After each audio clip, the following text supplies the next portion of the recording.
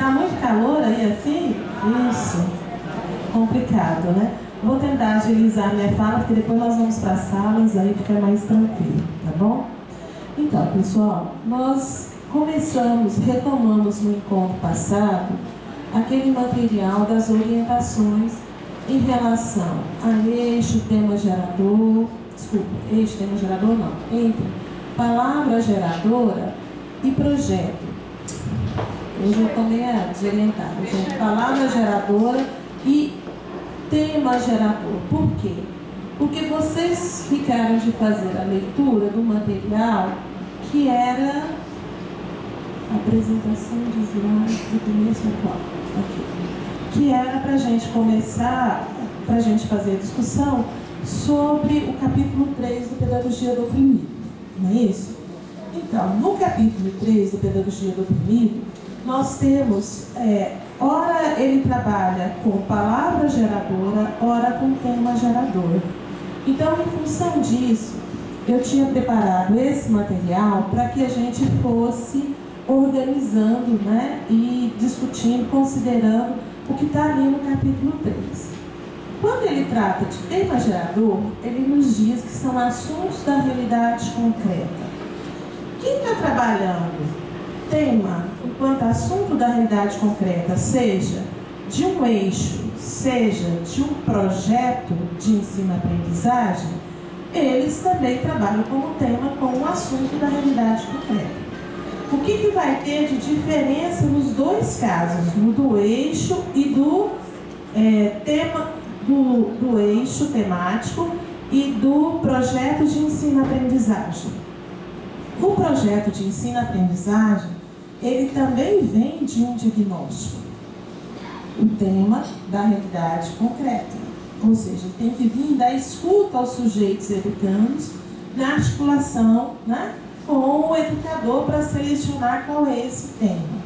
No caso do eixo temático, é feito esse movimento e da mesma forma que do tema gerador, essa escuta é feita e depois de ser ouvido e selecionado quais serão os possíveis temas, ser devolvido para os educandos, né?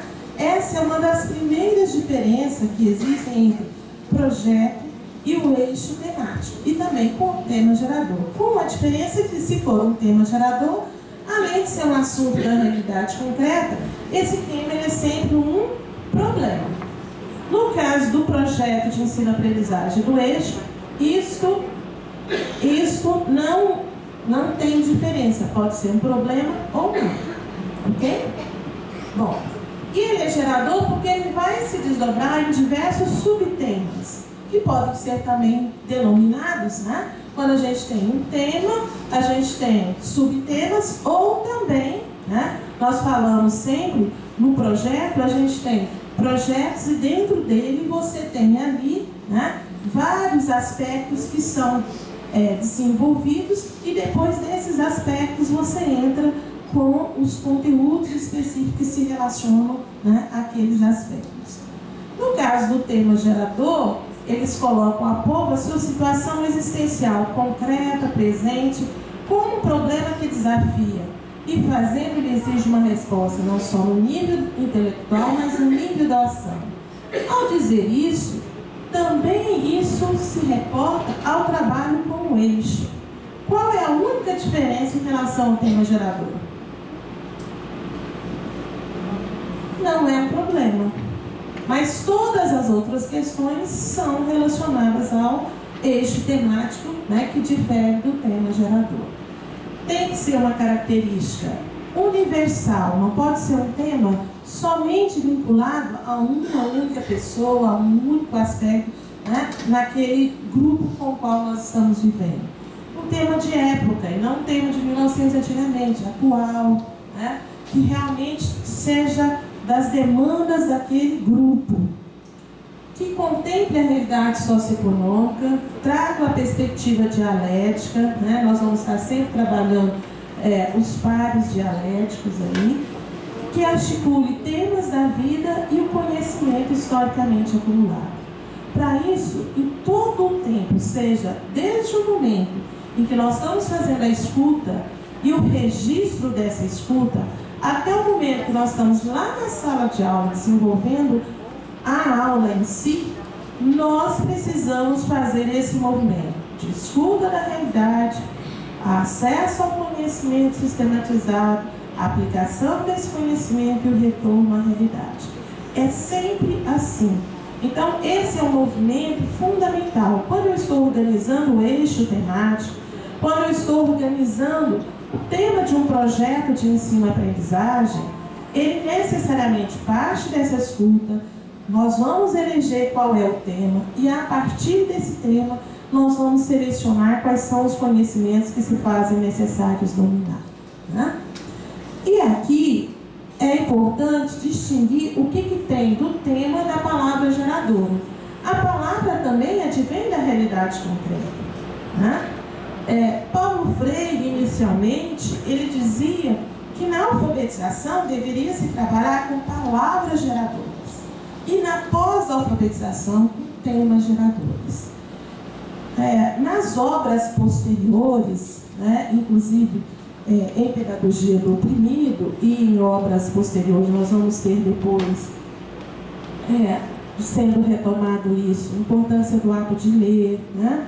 Nos próprios materiais, quando ele discute com o grupo orientando o trabalho que seria desenvolvido na África, ele vai trazer uma reflexão dizendo que a palavra geradora já tinha também um caráter de ser um tema gerador, só que reduzido ao nível de palavra, né?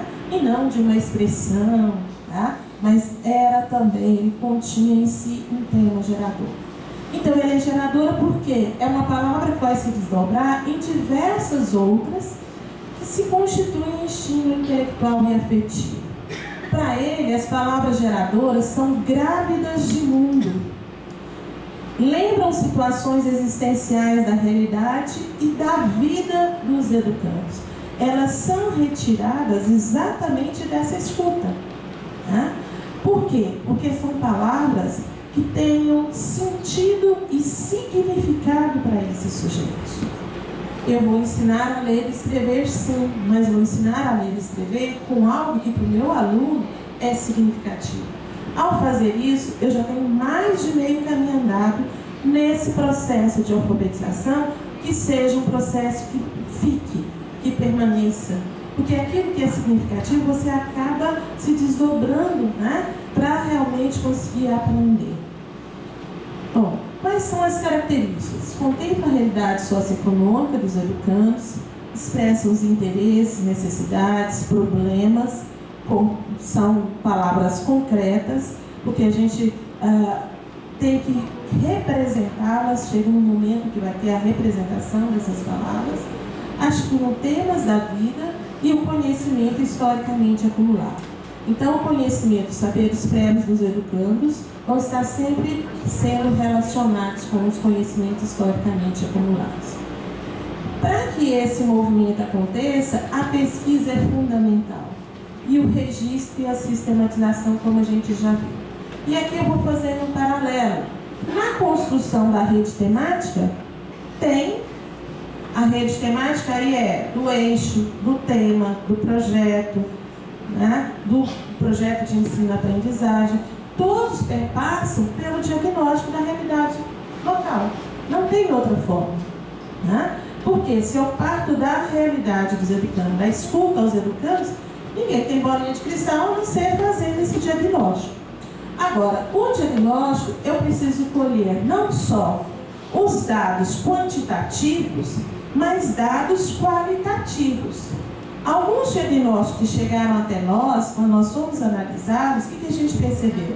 Às vezes tinham muitos dados quantitativos do perfil do educando, mas não traziam dados qualitativos. Às vezes até apresentavam qual é o problema na voz do educando, mas como ele explica esse problema? Qual a explicação que ele dá para um problema na sua comunidade? Então, isso Paulo Freire nos diz no capítulo 3. Mais do que o problema, né, da realidade, eu não estou investigando, não são os sujeitos, não é simplesmente a realidade, pura e simplesmente, mas como o educando vê essa realidade. Tá? E é isso que vai nos possibilitar depois fazer análise dos dados, levantamento das falas dos alunos e da comunidade, né, dos problemas comunitários recorrentes e o que pensam sobre eles. Na palavra geradora é o momento de escuta para levantar o universo vocabulário desses sujeitos, porque desse universo vocabulário vão surgir as palavras, as expressões, as frases que vão ser trabalhadas, né? Ali, então, do diagnóstico da realidade local, faz o levantamento das falas dos alunos, interesses e necessidades, os modos de vida, os problemas comunitários recorrentes e o que pensam sobre eles. Na construção da rede temática, nós depois vamos retomar esse quadro, porque é isso que orientou a construção dessas redes aqui inicialmente, né? Nós começamos a discutir sobre o tema, o problema, né? Contratema. Então, na construção da rede temática, primeiro, precisamos fazer a análise a partir do diagnóstico. São falas. Essas falas são significativas? O que vão dizer para mim se são ou não significativas? Os critérios traduzem problemas e contradições na visão da comunidade dos educandos? Se for um tema gerador, precisa ser um problema. E se for um eixo temático? Não precisa, mas traduz as necessidades, as demandas daquela realidade? Tá?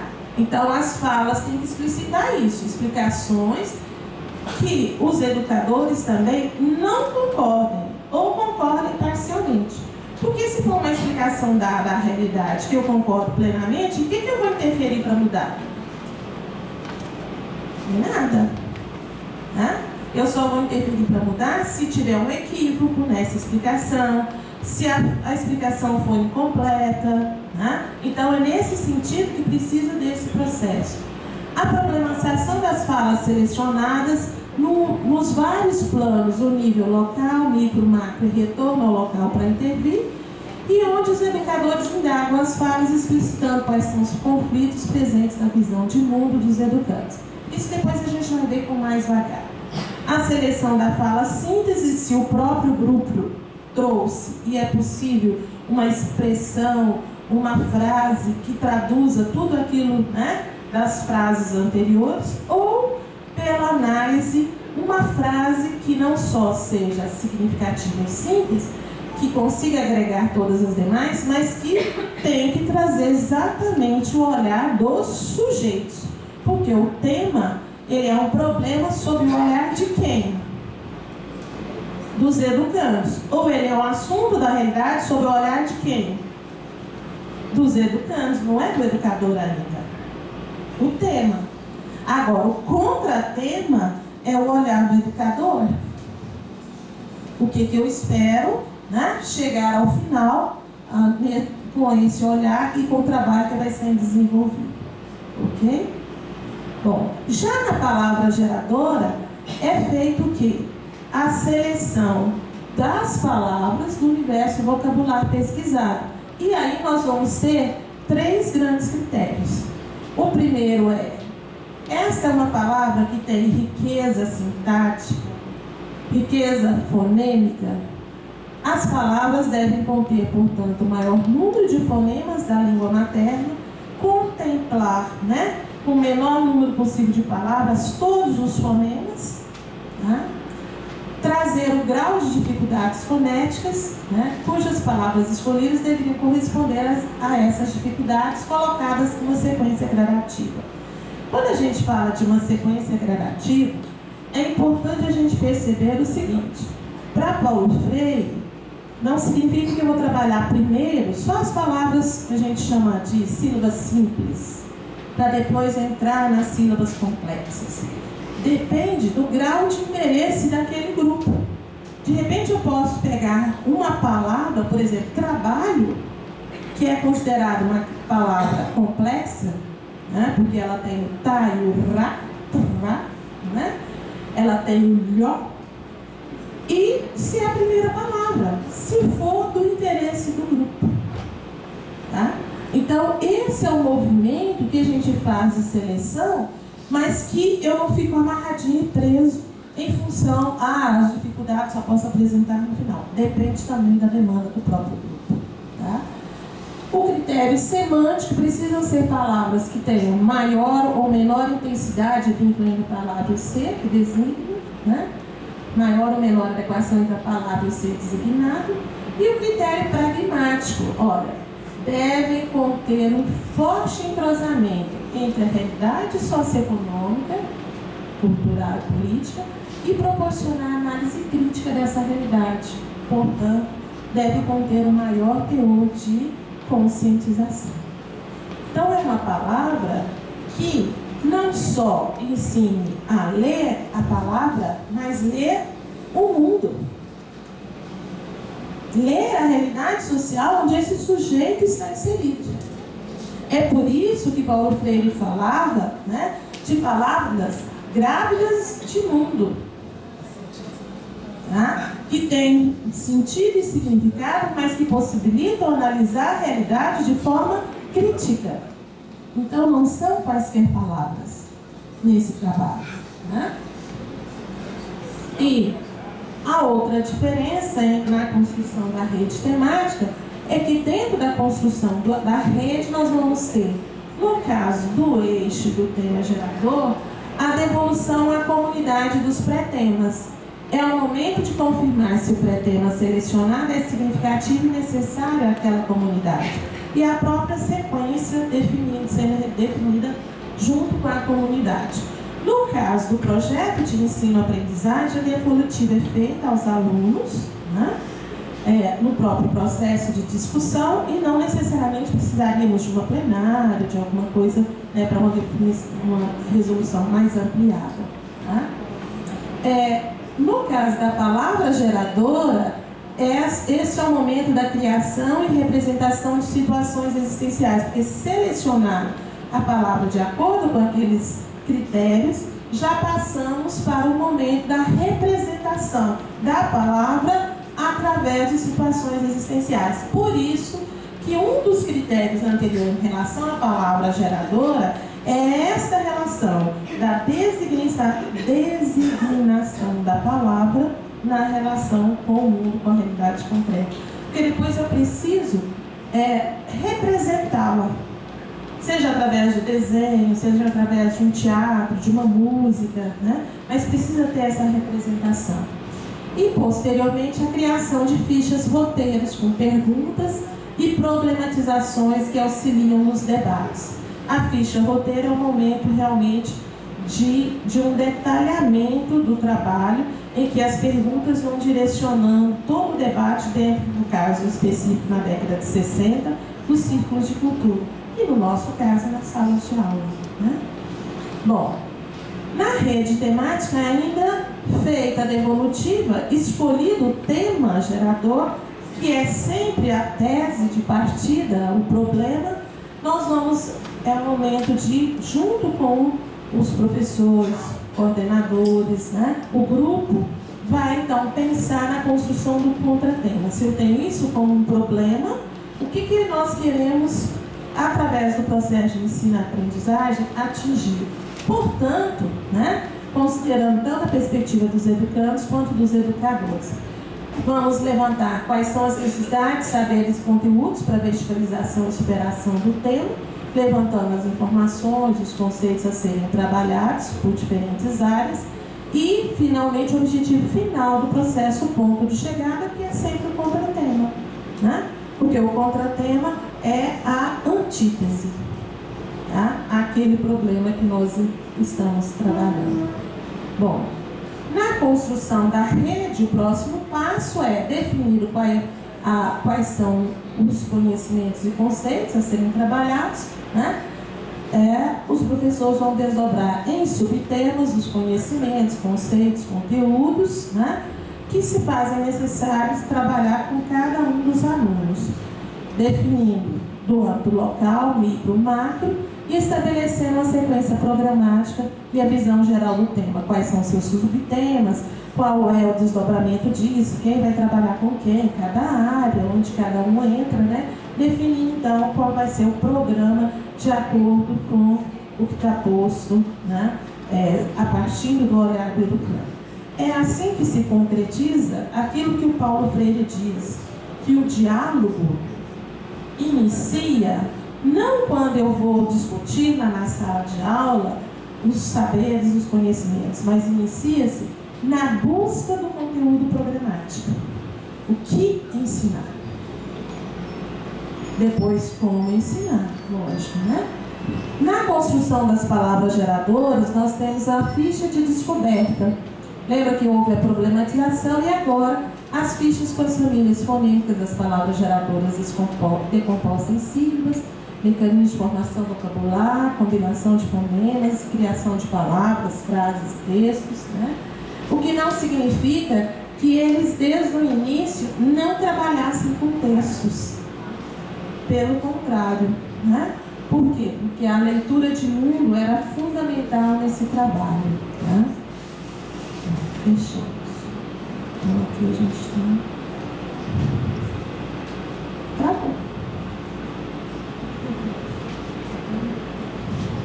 Isso. É o penúltimo. O mais um, anterior. Isso. A redução, então na palavra geradora a gente encerra, mas na rede temática é o momento da redução, onde não só vai definir que áreas vão trabalhar, né, mas essas áreas vão delimitar quais são os conteúdos, negociando quais são as interfaces, quais são as ações interdisciplinares. Lembre-se que o planejamento, ele já é feito interdisciplinarmente. Não é assim, cada um faz o seu e depois a gente vai juntar, né? E aí não dá para juntar, nunca cabe, né? Sempre falta alguma coisa. E quando você planeja coletivamente, não, né? E, finalmente, a adequação à série, à faixa etária, ao nível de desenvolvimento de cada grupo, de cada turno. E o planejamento e execução de cada aula, como eu disse, vai voltar ao tema, às questões, né, que foram formuladas.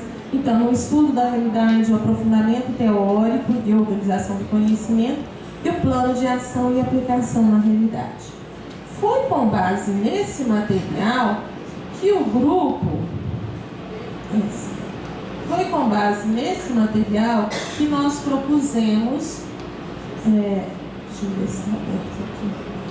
Que vocês viram aqui com Márcia. Acho que foi Márcia, né? Que trabalhou aqui, não foi, Márcia? A questão de um diagnóstico da escola e a escola trazendo, então, a fala dos educandos, né? Então, foi a partir desse material que o grupo de coordenadores trabalhou, de apoio, trabalhou, né? Vendo quais são os elementos que realmente se repetiam, né? Dentro daqueles critérios que estavam postos aqui na construção do currículo. Deixa eu só pegar aqui. Na construção do currículo, com base nesses... Não, aqui, desculpa. Esse daqui, gente, é o diagnóstico. Por que eu mantive isso aqui? Porque tem escola que vai ter que agora complementar o seu diagnóstico. Tá? Pelo que a gente viu, do que vocês nos apresentaram. Pode ser que vocês tenham mais coisas lá na escola, que não chegou até nós. Mas do que chegou até nós, tem escola que só tem dado quantitativo. Não tem dado para a gente analisar aspectos qualitativos, o que os alunos pensam a respeito de. Né? Então, ainda é necessário que a equipe se reorganize, né, para fazer esse movimento. E como é que ele pode fazer esse movimento? Desde um texto, uma produção de texto, um questionário, não precisa ser isso, mas eu posso fazer um movimento de uma roda de conversa na sala de aula, eu vou registrando, de uma tempestade cerebral. Quer dizer, são várias formas de colher o que os alunos pensam. Primeiro eles disseram qual é o tema, agora o que eles pensam disso, né? Então é um movimento que é importante colher com um cuidado. Às vezes o instrumento que a gente usa direciona a resposta que a gente vai ter, né? Só uma questão que eu queria voltar aí nesse processo é que para